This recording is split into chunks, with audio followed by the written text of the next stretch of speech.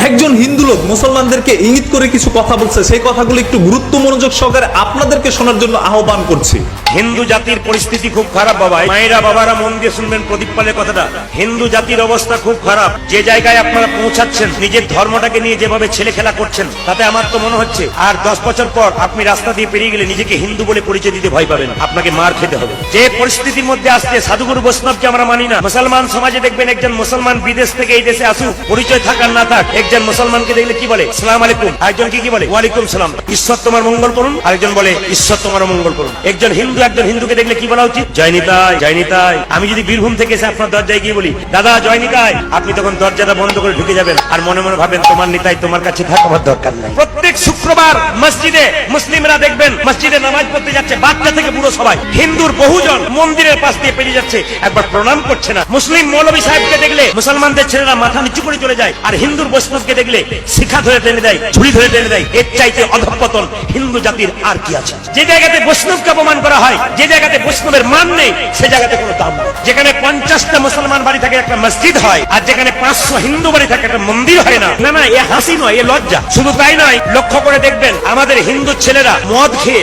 মদের বোতলগুলোকে মন্দিরের পেছনেই ফেলে দেয়। আবার দেখবেন তাস খেলবে, তাস খেলার জায়গা অন্য কোথাও নেই, মন্দিরের বারান্দাতে। পান খেয়ে পানের পিঠটা ওখানেই ফেলে দেয়। আমাদের হিন্দু ছেলেরা গাঁজা খায় মন্দিরে অন্ধকারে বসে বসে। যদি আমি বলি হ্যাঁ গাঁজা খাচ্ছিস কেন রে, মন্দিরে বসে জ্ঞান দেবেন না, বাবা ভোলা খেয়েছিল।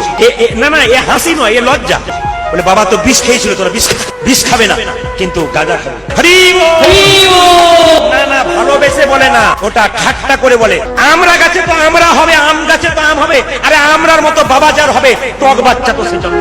এই হিন্দু লোকের মুখ থেকে কথাগুলো শোনার পর আমি মনে করি আপনাদের অনেক কিছু বোঝার আছে, অনেক কিছু বুঝেছেন, অনেক কিছু শিখেছেন। এই হিন্দু লোকটি প্রমাণ করতে চেয়েছে মুসলমানরাও হিন্দুদের চাইতে অনেকটাই বেটার। প্রত্যেক শুক্রবার মসজিদে মুসলিমরা দেখবেন মসজিদে নামাজ পড়তে যাচ্ছে, বাচ্চা থেকে বুড়ো সবাই। হিন্দুর বহুজন মন্দিরের পাশ দিয়ে পেরিয়ে যাচ্ছে, একবার প্রণাম করছে না। আসলে সত্য বলতে সাহসের প্রয়োজন হয়, সেই সাহসটি অনেক মানুষের এখনো রয়েছে। খারাপের মাঝে ভালো লোক যেরকম দেখা যাচ্ছে না, সেরকম মিথ্যার মাঝে কিছু সত্য ফুটে উঠলো, সেইগুলো মানুষের সামনে প্রকাশ পাচ্ছে না। কারণ মানুষ এখন সকল সত্যকেও মিথ্যাই ভেবে নিচ্ছে, কারণ সবাই এখন মিথ্যা বলার চেষ্টা করছে। কোনটা সত্য কোনটা মিথ্যা সেইগুলো জাস্টিফাই অ্যানালাইজ করার দায়িত্বটা সম্পূর্ণ আপনাদের। আর আজকের এই ভিডিওটি দেখে কেমন লাগলো সেটাও কমেন্ট করে জানার দায়িত্বটাও আপনাদের। আপনাদের কমেন্টগুলো দেখার অপেক্ষায় রইলাম। আজকের মতো এখানে বিদায়, দেখা হবে পরবর্তী ভিডিওতে খুব শীঘ্রই। এতক্ষণ সবাই ভালো থাকবেন, ভালো রাখবেন, মন্দ হতে বিরত থাকবেন। আসসালামু আলাইকুম, আল্লাহ হাফেজ। ওয়ালাইকুম সালাম। ঈশ্বর তোমার মঙ্গল করুন, ঈশ্বর তোমার মঙ্গল করুন।